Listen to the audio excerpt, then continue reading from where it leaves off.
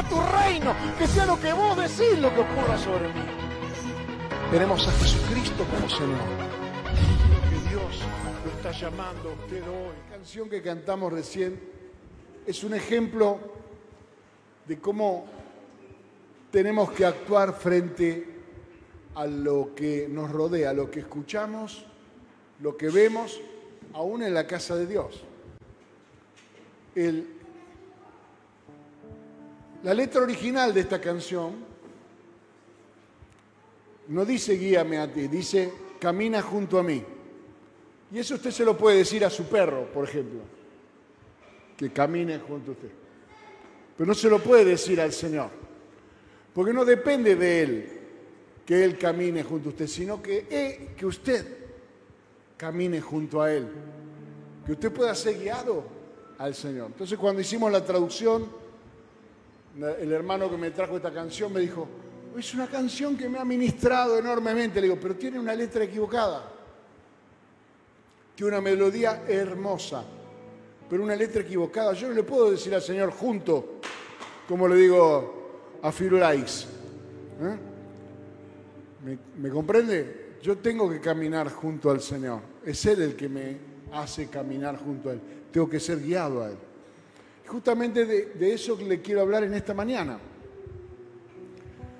Hablamos hace unos días atrás, si usted tiene la costumbre de volver a escuchar los mensajes que el Espíritu de Dios nos está dando cada semana, estamos tratando de, por medio del Espíritu Santo, hackear, digamos, de alguna manera ese programa, ese cassette que tenemos cultural de ideas equivocadas que nos tironean hacia la desobediencia. El apóstol Pedro decía, sabiendo, en 1 de Pedro, capítulo 1, verso 18, carta de Pedro que recomiendo leer con un lápiz en la mano y subrayar cada vez que aparece la palabra obediencia en esa carta. Es una carta que está orientada completamente a la obediencia. Ya en el verso 2 dice que fuimos salvados para obedecer. O sea que Dios nos eligió a nosotros de entre todas las personas que había en la tierra porque Él vio en nosotros que teníamos la capacidad de obedecer.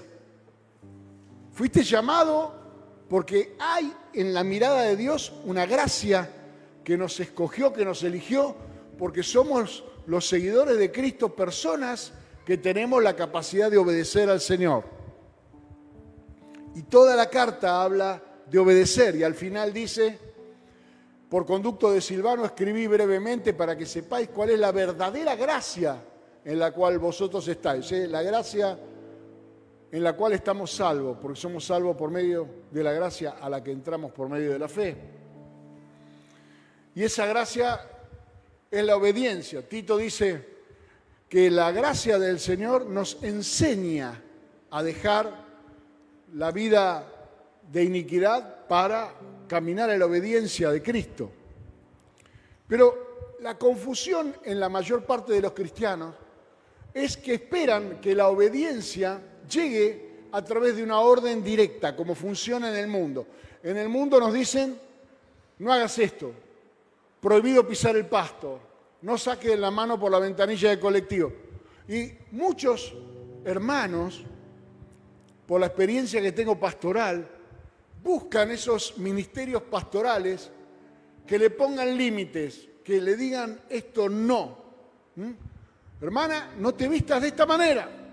Porque, entonces, para explicarle, para que la hermana no se vista de una determinada manera, hay que decirle qué es lo que le pasa a los que la ven vestida de esa manera, cosa que es absolutamente mundana.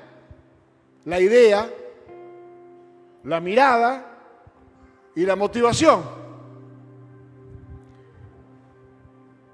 Yo he estado con hermanos que han estado en disciplina un año por un baterista amigo mío que tenía una estufa ahí atrás y le calentaba la nuca, un día la apagó, lo disciplinaron un año.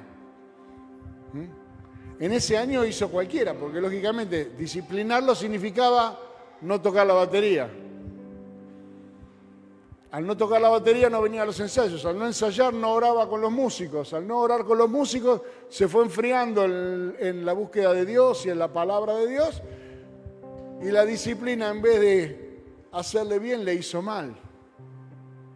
Después cuando le levantaron la disciplina el tipo estaba más perdido que antes. Porque no entienden cómo funciona la obediencia. Nosotros tenemos una capacidad interna de obedecer a mandatos internos que recibimos de nuestra cultura, de nuestros padres, de lo que es políticamente correcto, de lo que en reglas generales les parece bien. Obviamente no serán las mismas reglas las de Alaska que las de África. ¿Me comprende? No funcionaremos de la misma manera, porque hay mandatos culturales y muchas de las cosas que nosotros damos por sentado que están bien son cosas que nos han sido enseñadas. Volvamos a Génesis capítulo 3. Adán, ¿dónde estás? Me escondí porque tuve miedo, porque estoy desnudo. ¿Quién te enseñó que estabas desnudo? ¿Quién te enseñó a tener vergüenza? ¿Quién te enseñó que esconderte es la respuesta al temor? Pero algo mucho más profundo. ¿Quién te enseñó a tenerme miedo? El miedo a Dios es algo enseñado. A un Dios que castiga, a un Dios que condena. Cuando de repente nos encontramos con que Jesús habla con Nicodemo y le dice, el que naciere de nuevo, el que no naciere de nuevo no puede entrar en el reino de los cielos. Una cosa completamente difícil de entender, pero después le dice, de tal manera amó Dios al mundo, que ha enviado a su Hijo unigénito para que todo aquel que en él crea no se pierda, sino que tenga vida eterna. ¿Cuántos conocen Juan 3:16? ¿Y cuántos conocen Juan 3:17? Porque Dios no envió a su Hijo a condenar al mundo,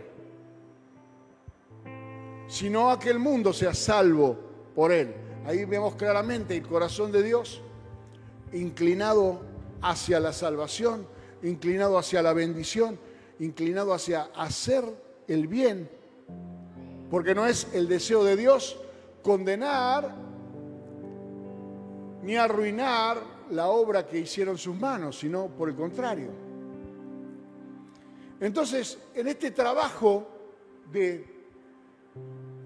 cambiar nuestra manera de pensar, para poder pensar como piensa Dios, tan invadidos como estamos de la cultura y de la televisión y de internet y demás, Dios había establecido un método y le había dado un mandamiento a los padres de familia a que en la casa de los hijos de Dios se escribieran los postes en los dinteles de la puerta, en todos los lugares donde de alguna manera las casas tenían una viga, o estaban hechas con vigas de madera y rellenadas con adobe. Entonces, escribir en el adobe no les recomiendo. Pero entonces en todos los lugares donde había un elemento sólido que podía perdurar, como eran los dinteles de la puerta, como eran las columnas de la casa, ahí se escribía. Todavía los judíos siguen teniendo esa tradición a su manera. Ponen unos rollitos atornillados en los marcos de la puerta, así que si usted va a la casa de un judío, se va a dar cuenta enseguida porque en la puerta tienen un rollito ahí, de acrílico o de metálico, lo que sea, y adentro hay una porción de las Escrituras. ¿Eso qué efecto tiene para el aprendizaje y para el cambio de mentalidad de la familia? Ninguno. Porque el tema de la palabra es leerla y repetirla. Ahora, que esté adentro un rollito metido dentro de un canuto que está ahí puesto en la ventana, es fetiche. Es como dormir con la Biblia bajo la almohada. La Biblia abajo de la almohada no te libra de pensamientos diabólicos. La Biblia dentro de tu corazón y de tu mente es la que te libra de los pensamientos diabólicos. La Biblia no es un fetiche. No vas a tener accidentes de tránsito no por tener la Biblia en la guantera del auto, sino porque respetás las normas de tránsito. Frenás donde hay que frenar, doblás donde hay que doblar. Y muchos han hecho del Evangelio y de su relación con Dios también un fetiche. Dios me va a bendecir porque vengo los domingos a la iglesia o porque sé algunos pasajes al voleo de la Biblia o porque canto algunas canciones y en mi casa escucho la radio cristiana en vez de escuchar una radio del mundo. Y resulta que la radio cristiana te pasa una canción donde trata a Jesucristo como si fuera un perro. Camina junto a mí. Vamos, siéntese, párese. Tampoco te ayuda. El cambio es de adentro hacia afuera. Y entonces, entre las cosas que Dios le había enseñado a los israelitas por la ley, estaba el repetir la palabra de Dios de los padres a los hijos cuando iban de un lado a otro. De repente usted hoy tiene que hacer un viaje, va con sus hijos atrás, le pone la radio o le da el celular para que se entretenga mirando un dibujito en YouTube. Y ve que eso lo contiene. Pero el mandato de Dios era que el padre tomara ese lugar, el lugar del celular, el lugar de la radio del auto, y le hablara a su familia pasajes de la palabra de Dios. Y estas palabras repetiréis cuando salgas, cuando entres, cuando viajes, cuando te dirijas a Jerusalén, a las Pascuas, a la fiesta de Pentecostés o de los tabernáculos. ¿Por qué? Porque el propósito de Dios era que cada uno de sus hijos tuviera los principios y los valores correctos, porque nuestro comportamiento es la revelación de nuestros valores, de nuestra fe, de nuestros principios.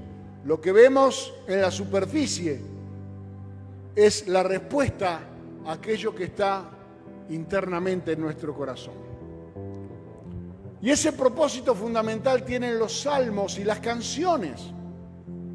Lo que nosotros cantamos en la iglesia no es solamente para pasar este momento o hacer una introducción a la palabra, lo cual es necesario porque tenemos que ir dejando nuestra carnalidad y entrar en el Espíritu para recibir la palabra de Dios en el Espíritu, exaltando a Dios y humillándonos nosotros, exaltando a Dios en la alabanza, humillándonos en la adoración, para que la palabra de Dios ingrese a un corazón preparado para la buena semilla, sino que también deja un efecto en nuestra memoria de principios y valores que están en la palabra. Por eso es tan importante elegir bien qué vamos a cantar. Y no cualquier cosa que esté de moda, sino algo que realmente tenga una palabra que ponga fundamento en nuestro corazón. Porque es mucho más fácil recordar con música que una palabra que está escrita o leída. Al cantarla, eso se fija en mi memoria.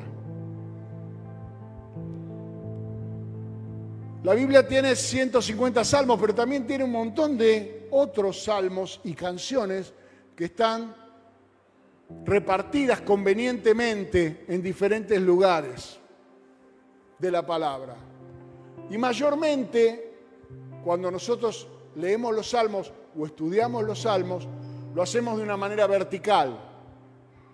Leemos un salmo, el Salmo 1, el Salmo 2, el Salmo 3. O sea, tomamos un pasaje que refleja el corazón del autor. A veces es una canción, a veces es una oración, a veces es un testimonio cantado.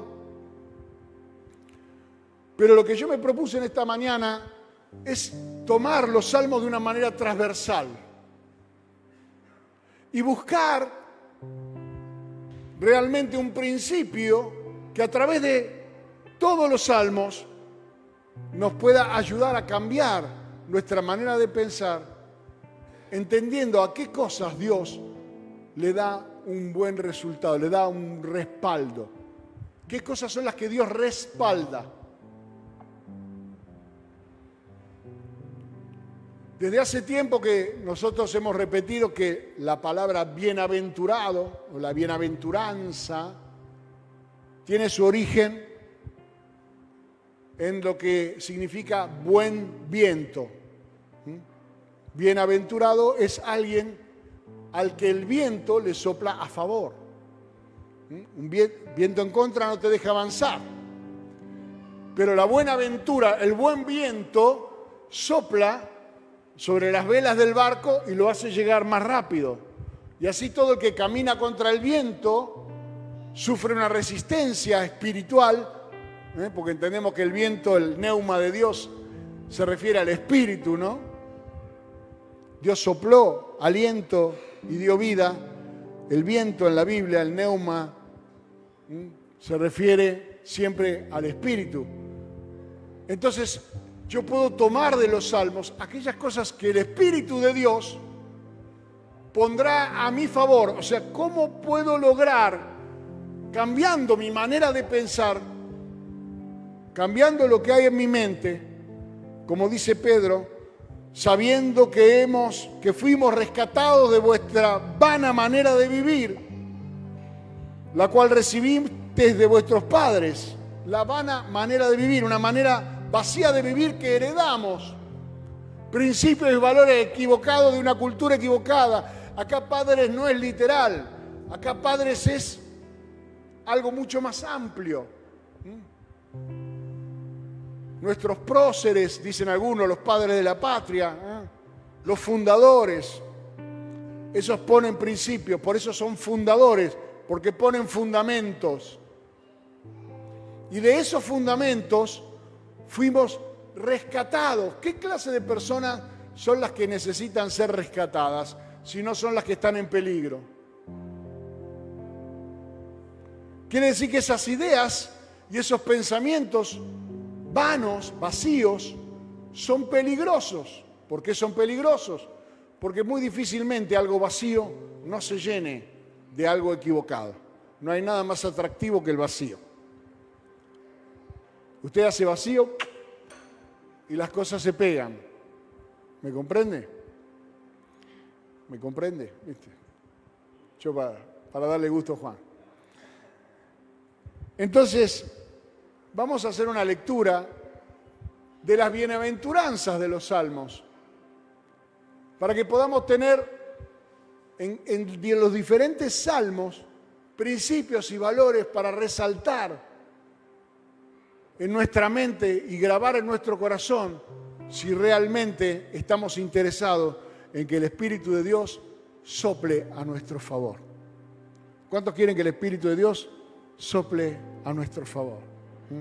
Ese viento recio que trajo el Pentecostés, ese viento de Dios que nos impulsa hacia adelante. Dice en el Salmo 1, verso 1, bienaventurado el varón que no anduvo en consejo de malos, ni estuvo en camino de pecadores, ni en silla de escarnecedores se ha sentado. Esto habla de una posición frente a la vida. ¿De qué forma querés plantarte frente a la vida? ¿Querés ser un crítico? ¿Querés ser un llorón? ¿Una persona que solamente se sienta a ver defectos de los demás para autojustificarse, para sentirse mejor? Y se sienta en una silla de los que sacan el cuero a los demás. Ese es el escarnecedor, saca el cuero. Es el crítico, es el que siempre está hablando mal de alguien. Es la persona que tiene morbosidad por escuchar algo malo de alguien, porque en su corazón arde el deseo de repetirlo. Es el que tiene el último chisme. Es la persona que tiene siempre alguna novedad de algo malo que alguien hizo o que alguien está a punto de hacer. Hay personas que son un obituario. ¿Vieron en los diarios donde aparecen todos los que murieron?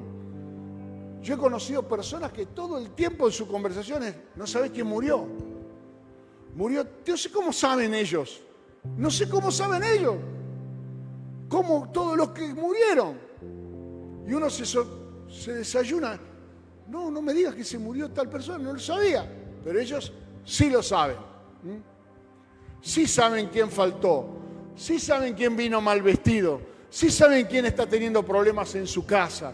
Ojo con el hermano tal que está teniendo problemas en su casa. ¿Por qué me lo estás contando? Si no me lo contó él, ¿por qué me lo estás contando vos? ¿Por qué estás violando la intimidad de tu hermano? No, pero es la verdad. Sí, pero la verdad es otra cosa. La verdad es Cristo. Y Cristo no vino a condenar. El Padre no lo envió a condenar al mundo. La verdad no es una verdad que condena. La verdad es una verdad que revela, que da esperanza, que trae salvación. La verdad sin amor es cruel. Por lo tanto, amamos la verdad, porque la verdad es una persona y Dios es amor. Por eso predicamos el Evangelio, que son buenas nuevas, aunque nos pone en la situación de reconocer nuestros pecados, pero no lo hace desde la condenación, sino desde la esperanza de ser cambiados, transformados por medio del Espíritu de Dios. Si predicamos el Evangelio de Jesucristo con arrepentimiento, justamente arrepentimiento significa cambiar tu manera de pensar. ¿Cómo puede una persona tener autoridad para convencer por medio del Espíritu que otro se arrepienta si él sigue teniendo en su mente y en su corazón el deseo de condenar? Solo es efectivo el Evangelio cuando es predicado por alguien que ama a su prójimo, como a sí mismo. Y así como a nadie le gusta que le digan sus defectos, tampoco predicamos un evangelio que pone en vergüenza al pecador, sino que el Espíritu Santo es el que trae la convicción de pecado. El Espíritu Santo trae la convicción de pecado. Ninguna declaración carnal traerá cambio de vida, cambio de mentalidad sobre el pecador. Usted dice, predicamos un evangelio liviano. No, predicamos un evangelio profundo, el profundo amor de Dios que extiende la mano al pecador, porque declaramos la verdadera razón por la cual Cristo fue a la cruz, para rescatarnos de nuestros pecados, para rescatarnos de nuestra vana manera de vivir. Por eso hay que tomar una posición en la vida, y aquel que rechaza sentarse, que rechaza el consejo de los malvados, de las personas que no tienen testimonio y que hacen todo conforme a su capricho, y aquel que rechaza sentarse recuerdo en una oportunidad, por cuestiones ministeriales, salí de una iglesia donde yo servía y tenía un grupo de líderes importante, muy grande, y comencé otro ministerio de cero. Pero muchos de esos hermanos que habían estado conmigo,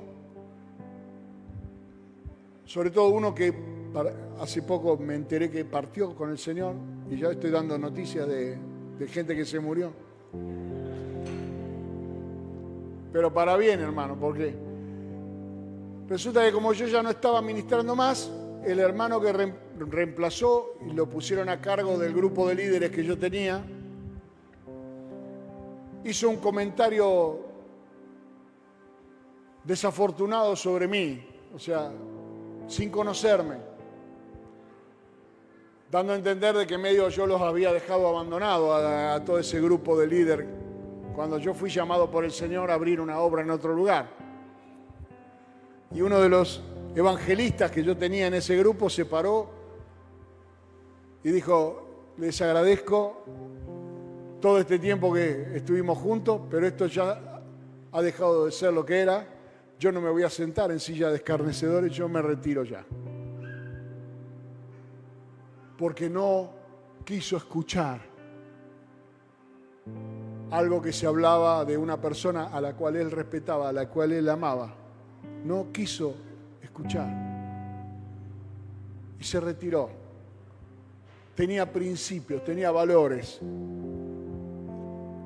Un hombre de Dios que predicaba el Evangelio. Camino de pecadores son la forma en la cual los pecadores hacen las cosas. Los estilos, el ganar discusiones, el imponerse por la fuerza, el hacer juicios de valor, el quedarse con los vueltos. Bienaventurado el que toma una posición en la vida.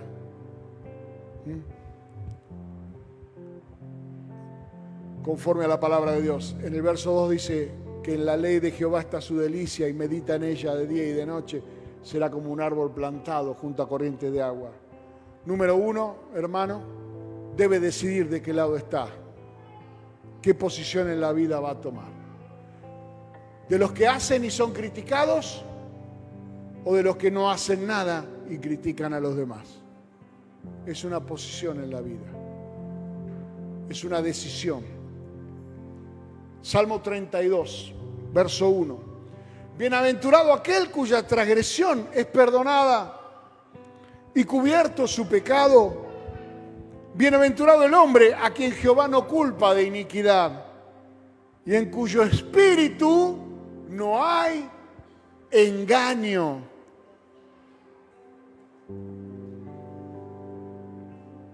Un hombre o una mujer que se han presentado delante de Dios sin engaño, sin intención de engañar a los demás o de engañarse a sí mismos, en su arrepentimiento sincero, el Espíritu de Dios traerá paz sobre esa vida, traerá perdón y le dará los recursos espirituales para no volver a caer. Si quiere realmente dejar el pecado, hermano, se lo digo de corazón, si alguien realmente, sin estar engañado en su espíritu, quiere y desea ardientemente dejar el pecado, el Espíritu de Dios le dará la fuerza para hacerlo. Pero el Espíritu de Dios no hará nada que nosotros no le pidamos. Es un caballero, es muy respetuoso de tu voluntad y es la razón por la cual muchas veces no avanzamos. Porque el Espíritu de Dios sabe perfectamente que en nuestro corazón todavía hay lugar para aquello que está mal. Por eso, bienaventurado es aquel cuya transgresión, una transgresión es algo que yo sé que está mal y lo hago igual. Un mandamiento explícito que yo enfrento. El pecado es el error. Simplemente la equivocación, el errar al blanco, el tomar por un camino equivocado. No necesariamente estoy consciente de eso. Es el resultado de una acción. Y la iniquidad es esa tendencia perversa con la cual nacemos a desobedecer. Y esas tres cosas son las que Cristo, por medio de su sangre, ha limpiado de nuestra vida. Desde lo más grave, que es lo que hizo Adán, no comas del árbol, fue y comió. Es el mejor ejemplo de una transgresión. Hacia aquellas cosas que nosotros, por ignorancia o por herencia de una vana manera de vivir, cometemos errores, rindiendo culto a lo que no tiene vida, repitiendo frases y cosas que están grabadas en nosotros y que nuestra iniquidad de alguna manera permite, porque existe cierto placer en nuestra carne. Pero fundamentalmente son bienaventurados los que eligen una posición en la vida, Salmo 1, y los que viven una vida sin engaño, sin dejarse engañar. Salmo 32. Y para no dejarse engañar, usted necesita la palabra de Dios. Por eso en el Salmo 40, verso 4 dice: bienaventurado el hombre que puso en Jehová su confianza y no mira a los soberbios ni a los que se desvían tras la mentira. Es el que eligió a quién seguir, en quién está puesta su confianza, aunque no vea tal vez resultados a corto plazo, porque mirando a los soberbios o los modelos que el mundo nos quiere vender, y hoy el mundo tiene una enorme biblioteca de héroes a los cuales la gente quiere imitar, aunque después esas personas demuestren tener características absolutamente deplorables, pero tuvieron éxito en los negocios. Y aquí lo digo con tristeza, pero una nación como los Estados Unidos, donde hay una cultura del Evangelio, donde se predica por lo menos la palabra de Dios, nos ha metido todos esos modelos de éxito, de fabricar hamburguesas o de vender una bebida, agua con azúcar o un sistema de software o lo que sea.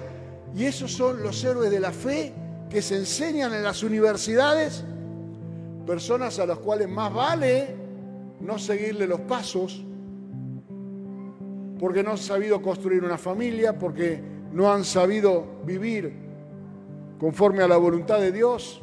Algunos terminan suicidándose, otros de una manera lamentable. Bienaventurado el hombre que puso en Dios su confianza. Para eso tenemos el capítulo 11 de Hebreos, los héroes de la fe, los que pusieron en Dios su confianza, los que pusieron sus ojos en Jesús, como dice el capítulo 12, el autor y el consumador de la fe. Su mirada puesta en Jesús para seguir ese ejemplo. El Salmo 41 dice: bienaventurado el que piensa en el pobre, en el día malo lo librará el Señor. Está hablando de personas que tienen un corazón ancho, no tienen ese corazón estrecho que solo le permite tener sentimientos por sí mismo, por cómo me siento yo, sino que han ensanchado su corazón y le han dado cabida al que está en necesidad, al que está pasando por alguna circunstancia de prueba o de dificultad. Ese que abre su corazón para amar a su prójimo, ese es bienaventurado por Dios. El buen viento del Espíritu de Dios lo ayudará, soplará a su favor. Hay que ensanchar el corazón, hay que dejar de pensar egoístamente solamente en uno. Hay una persona con la que yo tengo mucho trato diario porque es una cuestión laboral, y todo el tiempo su consejo es: hay que pensar más egoístamente, Daniel, me dice. Porque claro, me escucha hablar a mí de que yo hago esto, lo otro. No, porque este domingo estoy acá, estoy haciendo... No, Daniel, hay que pensar de una manera más egoísta. Hay que repartirse menos. Me lleva muchos años y la verdad que no es el modelo que yo quiero seguir. Claramente.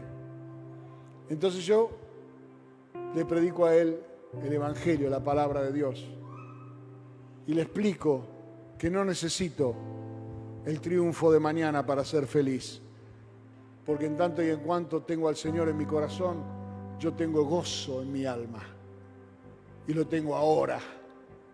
No dependo del próximo desafío. Ahora el Espíritu Santo de Dios está sobre mí y tengo paz y tengo gozo, porque gracias a Dios el corazón se ha ensanchado para servir. En el Salmo 65, a los que están dudando si Dios los está llamando, ¿seré pastor que yo tengo un llamado de parte de Dios? ¿Será que...?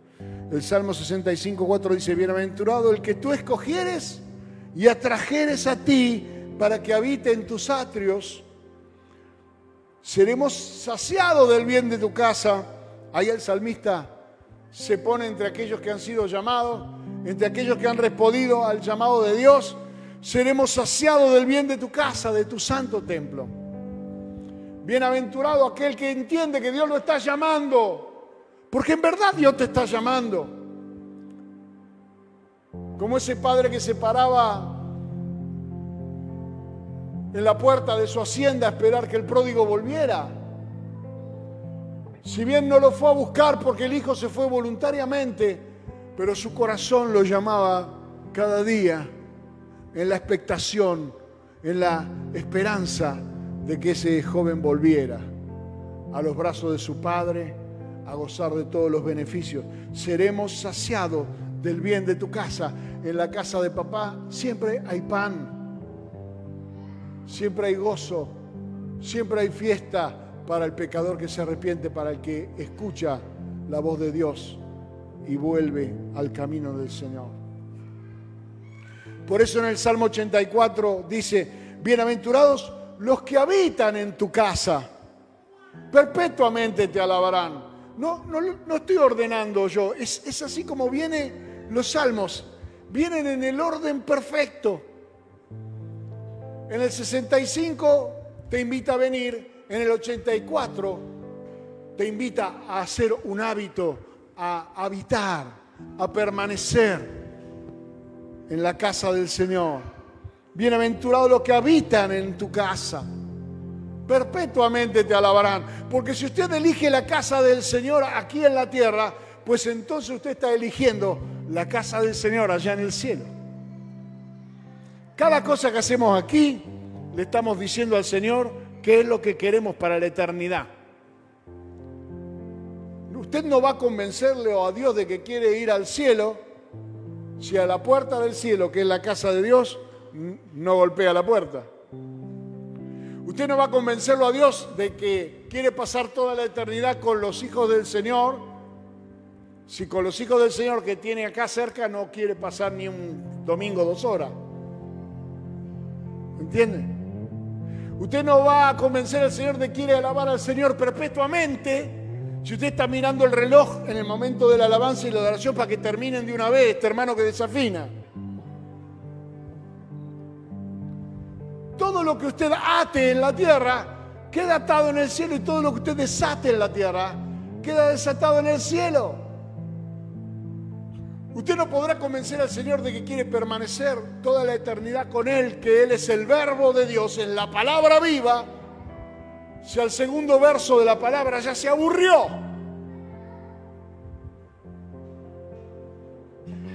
Todo lo que usted hace le da un mensaje al Espíritu de Dios acerca de lo que usted quiere y de lo que usted no quiere.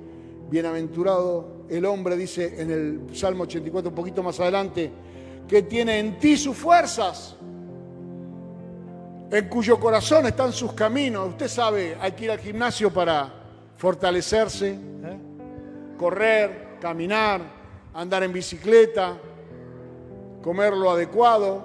Todo eso usted sabe que eso trae respuesta y consecuencia en su fuerza. Pero aquí dice la Biblia: bienaventurado el hombre que tiene en ti sus fuerzas. Marga leía hoy Efesios 6, verso 10: fortaleceos en el Señor y en el poder de su fuerza.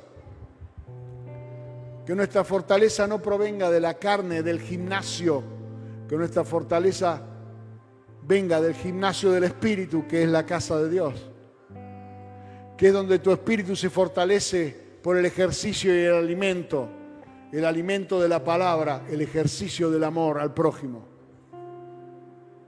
Aquí es donde usted demuestra que le interesa a su hermano, que le interesa marcar una diferencia. Él es la fuente de nuestras fuerzas, y más vale enchufarse antes de que se le quede, de que se le apague la batería. Ahora que nosotros con Juan estamos vendiendo vehículos eléctricos, cuando la batería está por terminarse, hermanos, son una lágrima. El auto a nafta anda a la misma velocidad con poca nafta, con mucha nafta, no tiene problema. Mientras haya algo de nafta, El vehículo eléctrico no. El vehículo eléctrico cuando la batería está a la 10 de última, a gata se mueve. Y algunos cristianos se mueven poco en el mundo espiritual. Sus oraciones no son contestadas. Su guerra espiritual es derrota, derrota, derrota, derrota. Su influencia sobre su familia, sobre lo que lo rodea, tiene poco mover.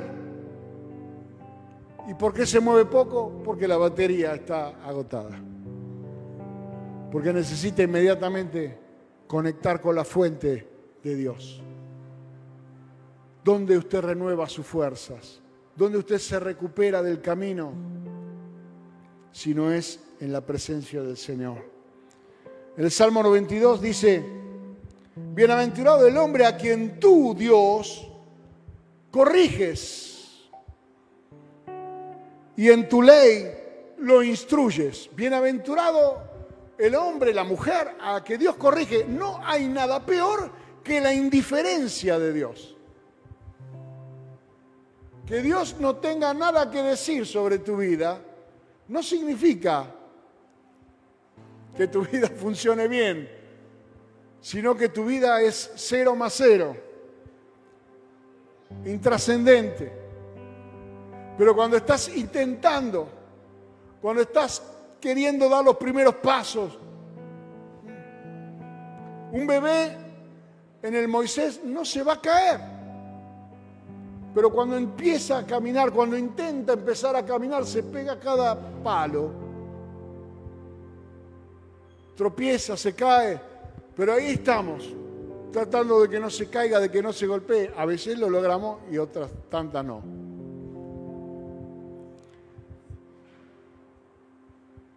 Pero lo corregimos, lo ayudamos a caminar en el camino.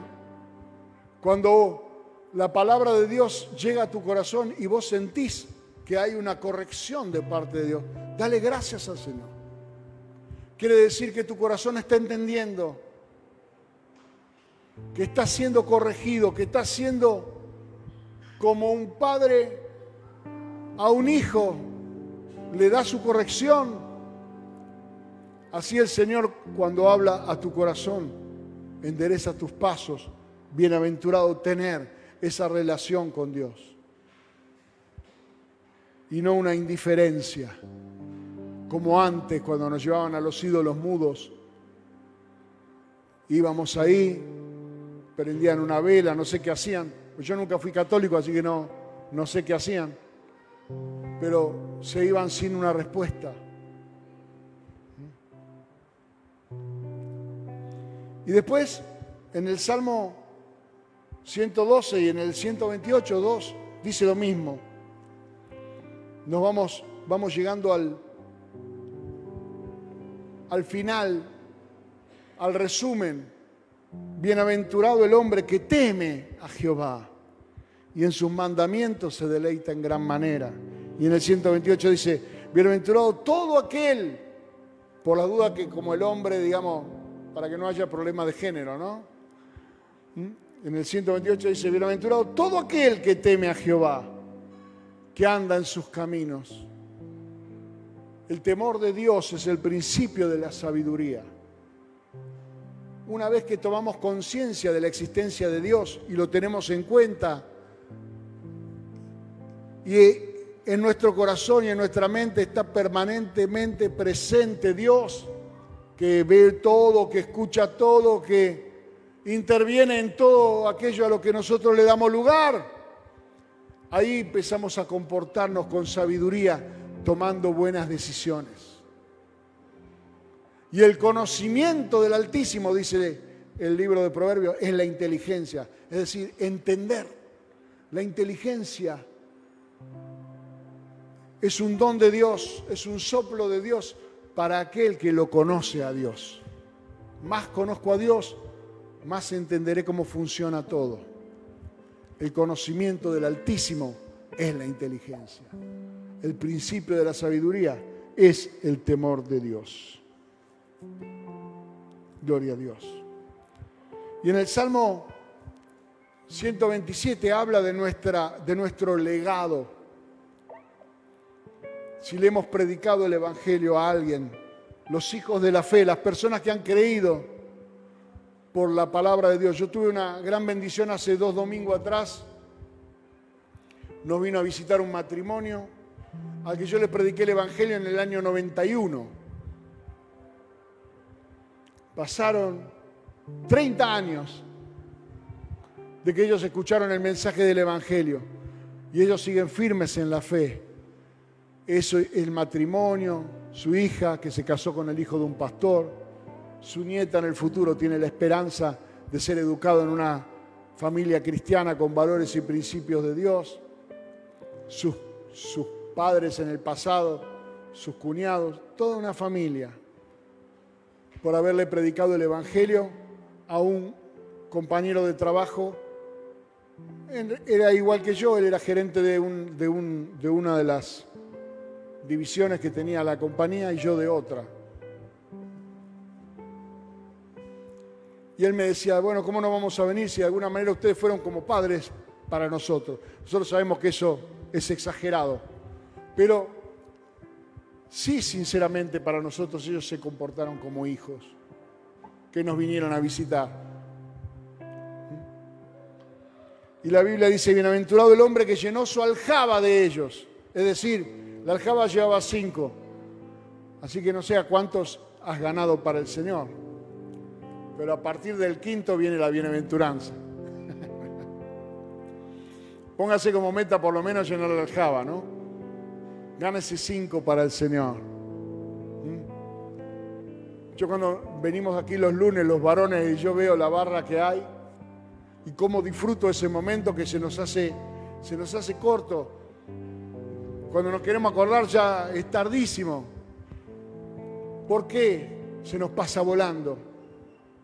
Porque es como estar en la familia, es como estar entre amigos, es como estar entre hermanos, es un momento que uno quisiera estar siempre.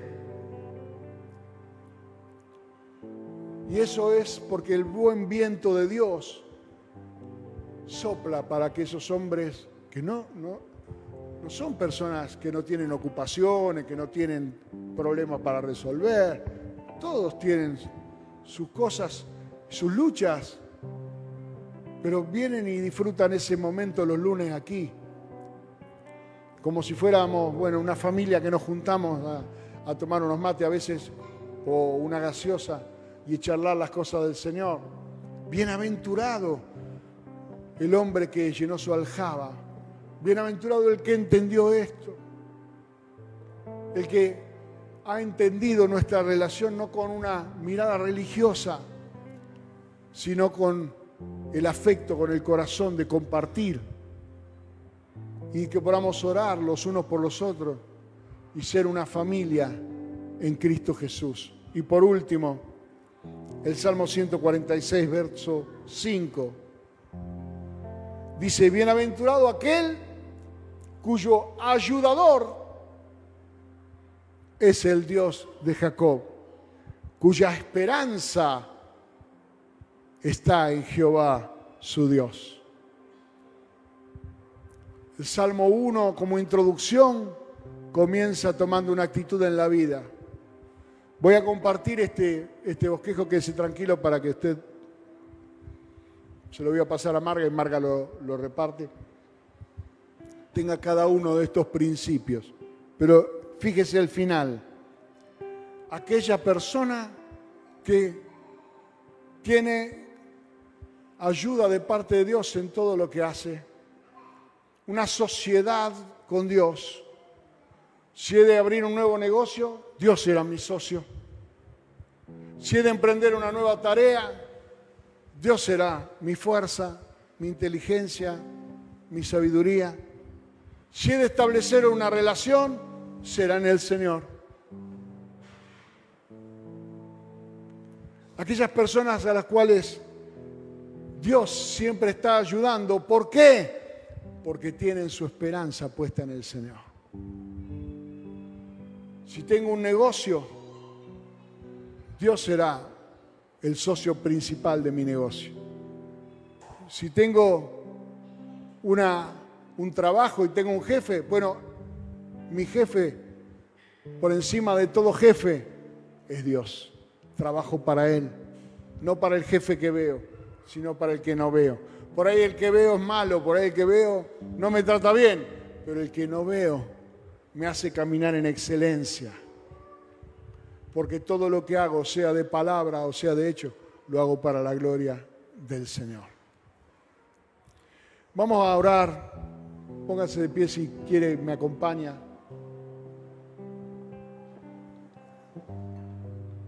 Para hacer tesoro de estos principios en nuestro corazón.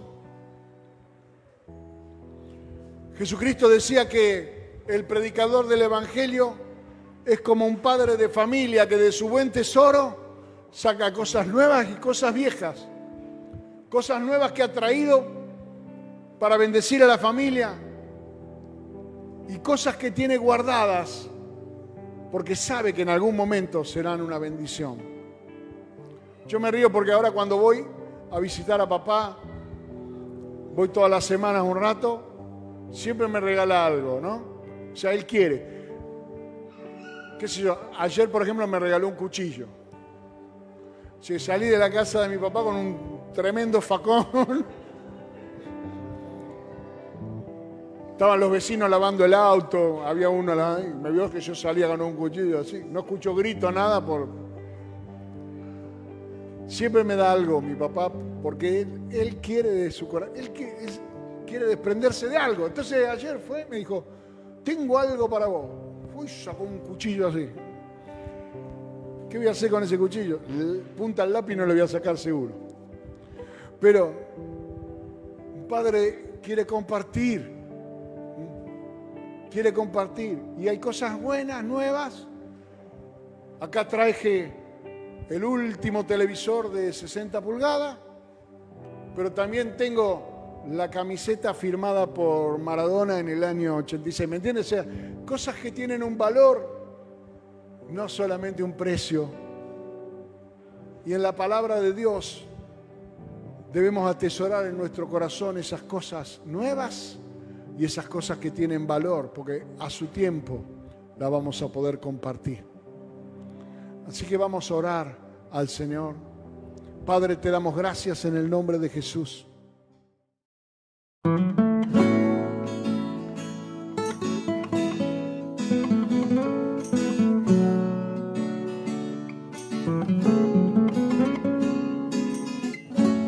Aunque harina no haya más y si el aceite terminó, no puedo dejar de esperar un milagro.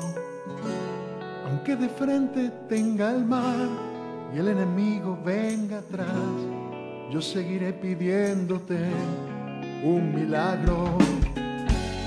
Aunque la tumba se cerró y el cuarto día ya llegó, no puedo dejar de esperar un milagro. Espero un milagro. Tú eres Dios de milagros. No me avergonzaré de esperar de ti un milagro. Espero un milagro. Tú eres Dios de milagros. No me avergonzaré de esperar de ti un milagro. Que gruña como un león el enemigo Satanás, en Jesucristo el vencedor voy a confiar. Espero un milagro. Tú eres Dios de milagros. No me avergonzaré de esperar de ti un milagro. Espero un milagro. Tú eres Dios de milagros. No me avergonzaré de esperar de ti un milagro.